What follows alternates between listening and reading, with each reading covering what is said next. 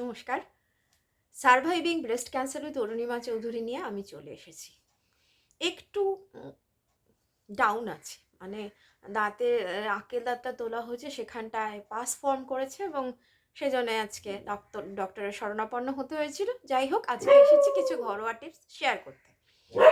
সেটা হচ্ছে, যারা আমার মতো ব্রেস্ট ক্যান্সার সার্ভাইভার এবং যাদের লিম্ফ নোডগুলো বাদ গেছে, একটা হাতের লিম্ফ নোড বাদ গেছে, বিশেষ করে ডান হাত যেটা আমাদের কাজের হাত, সেটা লিম্ফ নোডগুলো যদি বাদ যায় এবং আমার মতো যদি আপনাকে তরকারি কেটে বেটে রান্না করে ঘর মুছে বাসন মেজে সমস্ত কাজ যদি নিজেকে একা একাই করতে হয়, ধরুন আপনি বিদেশে আছেন, আপনাকে একা করতে হচ্ছে, আপনি এদেশে আছেন, সেখানেও আপনাকে একা করতে হচ্ছে, সেক্ষেত্রে কিন্তু হাতে ছোট্ট থেকে ছোট্টতম ক্ষত আপনার জীবনে বিশাল বিপদ ডেকে আনতে পারে। এবং যারা আমার মতন বঁটিতে কেটে অভ্যাস, বঁটিতে সবজি কেটে যাদের অভ্যাস, তাদেরকে আমি বলবো এই ছোট্ট টিপস: হাতের বুড়ো আঙুলটা একটুখানি অ্যালুমিনিয়াম ফয়েল জড়িয়ে নিন। এবার আপনি শাক কাটুন, সবজি কাটুন, হাতে দেখবেন যারা আমার মতন যারা বঁটিতে সবজি কাটেন, যারা আগেকার দিনের, মানে আমিও সেই আগেকার দিনের মা কাকিমারদের পর্যায়ে চলে এসেছি, সেই বয়সে পৌঁছে গেছি, এখানে দেখবেন চেরা চেরা চেরা চেরা দাগ হয়ে যায়। সেটা কিন্তু আমাদের মতন ব্রেস্ট ক্যান্সার সার্ভাইভারদের পক্ষে জন্য খুব মৃত্যুর পর্যন্ত ডেকে আনতে পারে, এতটাই বিপদগ্রস্ত করতে পারে। সুতরাং অ্যালুমিনিয়াম ফয়েল ব্যাপারটা খুব একটা দামি কিছু নয় এবং খুবই সহজলভ্য। অনেক সময় রুটি, আমরা যে দোকান থেকে রুটি কিনে আনি সেখানেও ফয়েলে মুড়ে দেওয়া হয়, বা কোনো বিয়ে বাড়ির থেকে যখন আমরা পার্সেল নিয়ে আসি তখনও সেখানে অ্যালুমিনিয়াম ফয়েল দিয়ে মুড়ে দেওয়া হয়। অ্যালুমিনিয়ামের ছোট্ট টুকরো করে রেখে দিন এবং যখনই তরকারি কাটবেন তখনই আঙুলে, যদি দরকার মনে হয়, আপনি এই তিনটে আঙুলে কিন্তু ফয়েল পেপার জড়িয়ে নিতে পারেন। 2 নম্বর টিপস হচ্ছে যে আমাদের ঘরে, যাদের ঘরে পোষ্য থাকে, তাদের ঘরে একটা দুর্গন্ধ হয়। পোষ্য, বিশেষ করে শীতকালে যখন আমরা দরজা জানলা খুলতে পারি না, ফগে ওয়েদার থাকে, রোদ ওঠে না, পোষ্যকে ঠিকমতো স্নান করানো যায় না, শুকোনো যায় না। বিশেষ করে আমার ছেলেটির মতো যদি সে ড্রায়ারের ভীত হয় বা ড্রায়ারের আওয়াজে ভয় পায়, তাহলে তো তাকে স্নান করানো খুবই মুশকিল হয়ে যায়। এবং আমার পোষ্যের আরও একটি সমস্যা আছে, আমাদের প্রত্যেকের, আমার মানুষ ছেলের মতো আমার মতন আমার ছোট ছেলে যে 4 পেয়ে, তারও কিন্তু শ্বাসকষ্ট আছে, অ্যালার্জি আছে, সমস্ত কিছুই আছে, নাক দিয়ে জল পড়ে, ধোঁয়া ধুলো এসবে তারও কিন্তু নাক দিয়ে জল পড়ে। সুতরাং শীতকালটা আমি ওকে স্নান করাতে ভয় পাই।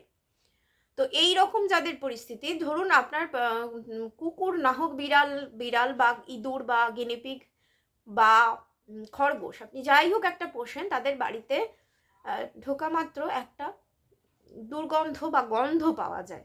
সেটা যারা পোষ্য রাখে না তাদের কাছে দুর্গন্ধ মনে হয়, কিন্তু আমি এটা অনুভব করেছিলাম যে আমি 3-4 দিন হাসপাতালে ছিলাম, হাসপাতাল থেকে ঘরে ঢুকেই আমার গন্ধটা খুব ভক করে নাকে লাগলো, যে কীরকম একটা গন্ধ, যেন ঘরের মধ্যে ইঁদুর টিঁদুর ঘুরে বেড়াচ্ছে, এরকম একটা গন্ধ।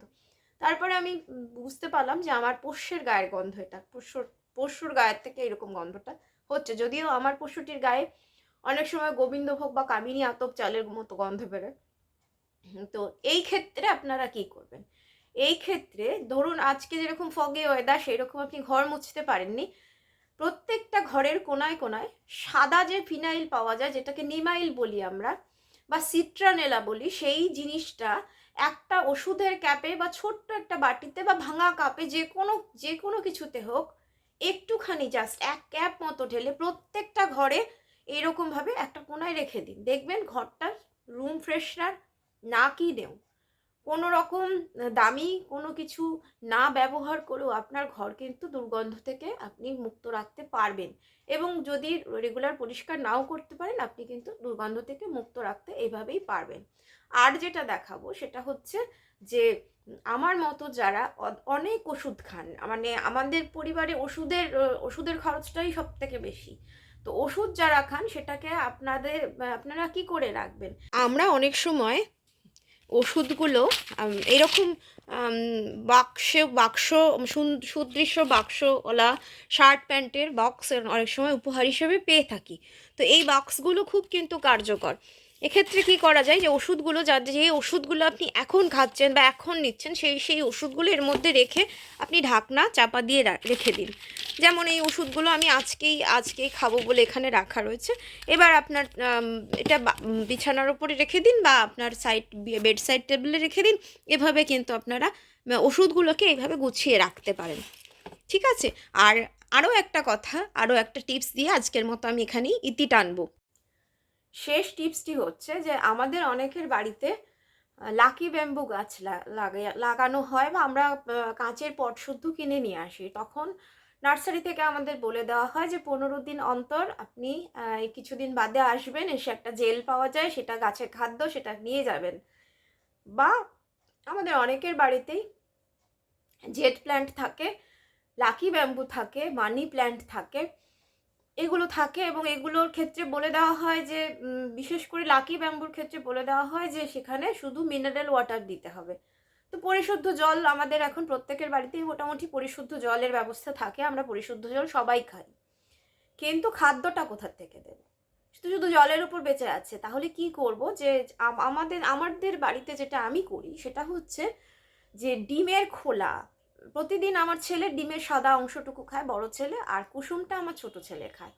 তো ডিমের যে খোলাটা থাকে সেই খোলাটা বা কলার খোসা, এগুলো আমি একটা পাত্রের মধ্যে, একটা পুরনো আমার হাঁড়ি আছে, সেই হাঁড়িটা আমি ব্যবহার না করে রেখে এই পারপাসেই ব্যবহার করি। সেটার মধ্যে একটুখানি সামান্য জল দিয়ে কলার খোসা এবং ডিমের খোসাগুলো সেখানে পচতে দিই। পচার পরে সেটা ঢাকা চাপা দেওয়া থাকে যাতে করে সেখানে কোনো রকম দুর্গন্ধ না ছড়ায় বা কোনো রকম মাছি বা মশার উপদ্রব না হয়। সেই জলটাকে 3 থেকে 4 দিন বা 7 দিন পর্যন্ত রেখে দিয়ে আমি পরিমাণ মতো অবস্থায় সেরকমভাবেই জল দিই যাতে শুধু আমার একটা লাকি ব্যাম্বু গাছ আছে সেটাকে মানে সেটাকে ফিড করানোর জন্য ওই জলটাকে আমি পরে ছেঁকে নিই সেই জলটা 15 দিন অন্তর ওই লাকি ব্যাম্বু গাছে দিই। আমার কিন্তু অনেকেই বলেছেন যে লাকি ব্যাম্বু, আমার এক বান্ধবীও বলেছিল যে লাকি ব্যাম্বু কিনিস না, কারণ কিছুদিন বাদেই মারা যায়। তো এইভাবে তাকে ফিড করিয়ে আমার কিন্তু গাছটি মারা যায়নি। আমার গাছটি প্রায় অগাস্ট মাস থেকে, এই গত বছর অগস্ট মাস থেকে এই বছরের ফেব্রুয়ারির আজকে পুরো জানুয়ারির মাঝামাঝি পর্যন্ত গাছটি বেঁচে আছে, শুধু নয় ডালপালা বিস্তার করেছে, তার বেশ ঝাঁকড়া হয়েছে আর কি। তো আপনারা এটা ফলো করে দেখতে পারেন। আমি আর বেশি কথা বলতে পারছি না, আমার দাঁতে সেপটিক হয়েছে। সুতরাং আজকে এই পর্যন্তই থাক, কালকে আবার দেখা হবে, ঠিক আছে? আসছি, সবাই ভালো থাকুন।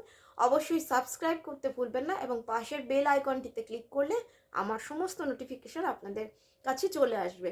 আজকে মৌখিক বললাম, কালকে হয়তো হাতে করে দেখাবো কিছু কিছু কাজ, যেগুলো আপনাদের ঘরোয়া কিছু টিপস নিয়ে আসবো, কিছু ব্রেস্ট ক্যান্সার সার্ভাইভারদের উপযোগী টিপস, কিছু সাধারণ গৃহিণীদের উপযোগী টিপস। ততক্ষণ পর্যন্ত ভালো থাকুন, পিঠে পার্বণে থাকুন, পৌষ পার্বণে থাকুন, সুস্থ থাকুন, ভালো থাকুন এবং surviving breast cancer with Arunima চৌধুরীতে থাকুন।